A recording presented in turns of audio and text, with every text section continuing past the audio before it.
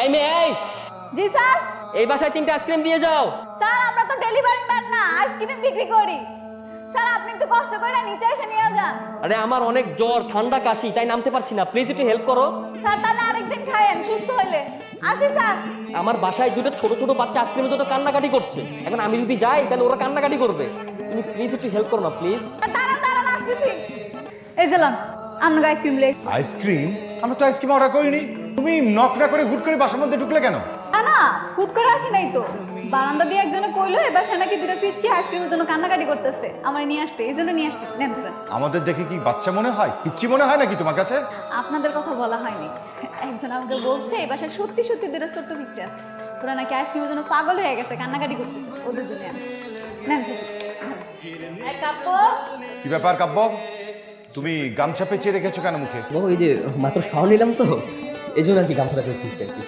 আমরা কি তোমার কাছে আইসক্রিম খেতে চেয়েছি নাকি? না বাবা, বলা নেই কয়া নেই, হুট করে একটা আইসক্রিম ওয়ালিকে বাসার ভিতরে আসতে বলেছো কেন? সব বুঝতে পারছি। আচ্ছা ঠিক আছে, আমার আইসক্রিমের টাকাটা দিয়ে দেন, আমি চলে যেতেছি। আমরা তো আইসক্রিমই রাখবো না, আবার টাকা দেবো কেন? আইসক্রিম নেবেন না মানে? নিবো না, তোমার আইসক্রিম তুমি ফেরত নিয়ে যাও, যাও। একটা আইসক্রিমও নিল না, মাঝখান থেকে আমারে কতগুলো কথা শোনাই দিল।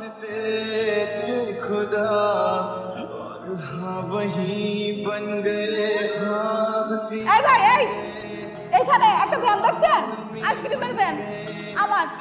কি ব্যাপার, কোনো সমস্যা, কিছু হয়েছে? আপনি আমার আইসক্রিমের ভ্যানটা চুরি করছেন তাই না? ভালো ভালো কইতেছি আমার আইসক্রিমের ভ্যানটা আমার ফেরত দেন। ভ্যান আমি নিব কেন? ভ্যান তো এখানে ছিল, কোথায় যাবে আর? ভালো ভালো কইতেছি আমার ভ্যানটা আমার ফেরত দেন, নালে কিন্তু খবর আছে কই দিলাম। অদ্ভুত ব্যাপার তো, ভ্যানটা আমি নিব কেন আর নিয়েই বা কি করবো? আমি তো বাসায় ছিলাম।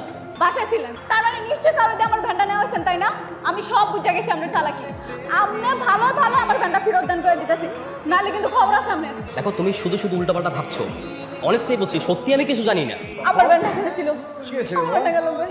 এই মেয়ে বিড়বিড় করে কি বলছো, কি হয়েছে? আপনার বলে আমার ভ্যানটা লুহাই লাইছে, আমার ভ্যানটা ফেরত দিতে কোন প্লিজ। এই কি উল্টাপাল্টা কথা বলছো? হ্যাঁ, আমার ছেলে তোমার ভ্যান নিতে যাবে কেন? তা না হইলে কে নিব?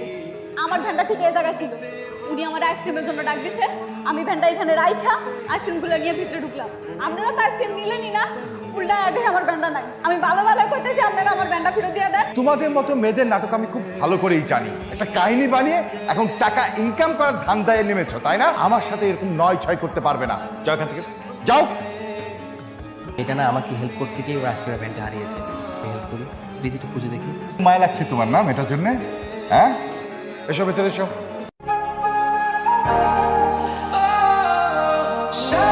তোমার আইসক্রিমের গাড়ি? না এটা তো আমার গাড়ি। আমি জানি তো এটা তোমার না, আমি তোমাকে গিফট করলাম। আপনি আমার গিফট করতে যাবেন কেন?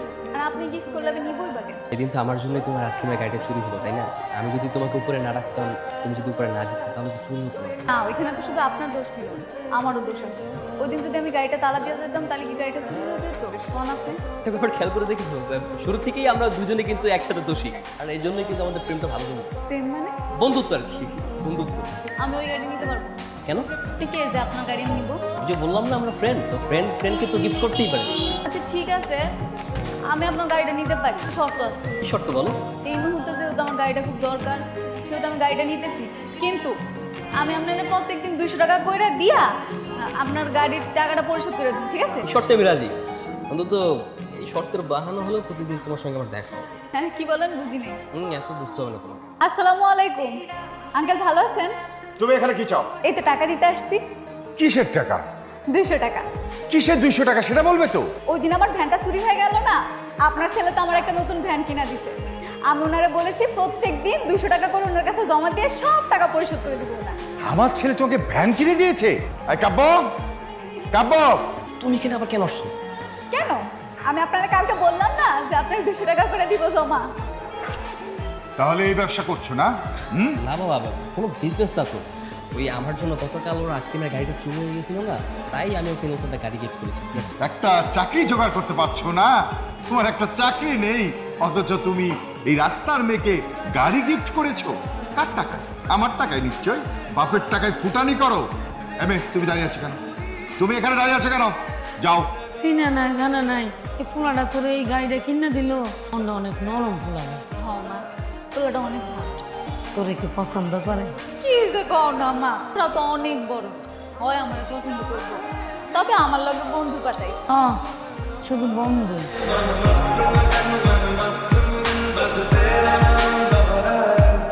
আজকে দেখি আপনি আমার মতো ড্রেস পরেছেন, তা কি লাগবো? আইসক্রিম লাগবো? আইসক্রিম ওয়ালিকে লাগবে, মানে তোমাকে লাগবে। আমাকে লাগবে মানে? আমরা ফ্রেন্ড না তো, একটা ফ্রেন্ডের তো একটা ফ্রেন্ডকে তো লাগতেই পারে, তাই না? ফ্রেন্ডশিপ মানেই তো রোজ একসাথে দেখা হওয়া, আড্ডা দেওয়া, কাছাকাছি থাকা, পাশাপাশি, তাই না?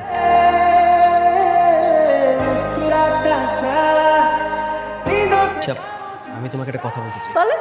আমি তোমাকে ভালোবাসি। কি বলতেছেন আপনি এসব? সত্যি বলছি, সত্যি তোমাকে অনেক ভালোবাসি। আর শুধু ভালোইবাসি না, সম্মানের সাথে সামাজিক রীতিনীতি মেনে তোমাকে বিয়ে করতে চাই। তোমার কি কোনো আপত্তি আছে? এটা কোনোদিন সম্ভব না। কই আপনি আর কই আমি?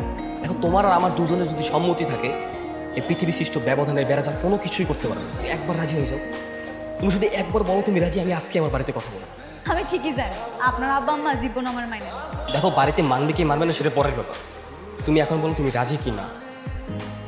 হ্যাঁ, তোমাকে আজকে দেখলাম রাস্তায় দাঁড়িয়ে দাঁড়িয়ে তুমি আইসক্রিম বিক্রি করছো। কাব্য, তোর বাবা কি সত্যি বললো? না মা, ওটা তো আমার আইসক্রিমের গাড়ি ছিল না, ওটা তো মা নিশা আইসক্রিমের গাড়ি ছিল। নিশাটা কে? মা, তোমার মনে নেই সেই দিন যে একটা মেয়ে এসেছিল আইসক্রিম নিয়ে? ওই তো নিশা, ওর গাড়ি তো ছিল। তোমাকে যদি এই অবস্থায় আমার ফ্রেন্ড সার্কেল দেখতো, তাহলে আমার মান সম্মান কোথায় থাকতো? একবার চিন্তা করে দেখেছো? তুমি শুধু তোমার কথাই ভাবো, তোমার ফ্রেন্ড সার্কেল স্ট্যাটাসের কথাই ভাবো। আমার কি ফ্রেন্ড সার্কেল থাকতে পারে না? বাবা, নিশা আমার খুব ভালো একজন ফ্রেন্ড। দেখেছো তোমার ছেলে কিভাবে মুখে মুখে তর্ক করছে? আব্বু, একটা কথা শুনে রাখো, ওই মেয়ের আশেপাশে তোমাকে যেন আমি না দেখি। নিশা শোনো, আমাদের দুদিনই কোনো প্রয়োজন নেই। আমাদের যা কিছু করতে হবে সব আজকের ভিতরে করতে হবে। তুমি আজকে আমার সাথে চলো কোথায়? আমার বাড়িতে। কেন? কারণ আমি তোমাকে বিয়ে করবো, বিয়ে করে স্ত্রীর মর্যাদা দিয়ে বউ করে আমাদের বাসায় নিয়ে যেতে চাই। চলো ভিতরে চলো। আমার ভীষণ ভালো লাগতেছে। এবার ভাই, আচ্ছা, তোমার আব্বা আম্মাকে আমার মেনে নিবে? যা, আমার বাবা মা তোমাকে মেনে নেবেন কি নেবেন না সেটা তো ভিতরে গেলেই বোঝা যাবে, তার আগে তো বোঝা যাবে না। বাবা আসসালামু আলাইকুম। এই মেয়ে এখানে কেন? না মানে বাবা, এই চুপ করো, তুমি কোনো কথা বলবে না। কাব্যের মা, কাব্য, তুই ওকে বাড়িতে নিয়ে আসছিস কেন? আর তোর এই অবস্থা কেন? মা আমরা কিছুক্ষণ আগে কাজীগঞ্জ থেকে বিয়ে করে চলে এসেছি। কি বিয়ে করছিস মানে? হ্যাঁ মা, তুমি আমাদের দোয়া করে দাও। ঈশা, যাও মা বাবাকে সালাম করো, যাও। খবরদার, খবরদার, তুমি আমাকে স্নান করবে। সামান্য একটা আইসক্রিম বিক্রেতা, তার কোনো বংশ পরিচয় নেই, বাড়ি নেই, ঘর নেই, তাকে তুমি বিয়ে করে নিয়ে আসবে আর আমি মেনে নিব? এটা তুমি কিভাবে ভাবলে? তুমি শান্ত হও। এই চুপ করো। এই মেয়ে, তোমার সাহস হয় কিভাবে? তুমি আমার ছেলের হাত ধরে এই বাড়ির বউ হওয়ার জন্য তুমি চলে এসছো? এই যাও এখান থেকে। না বাবা, ও যাবে না। যদি আমি এই বাড়িতে থাকি তাহলে নিশাও এই বাড়িতে থাকবে।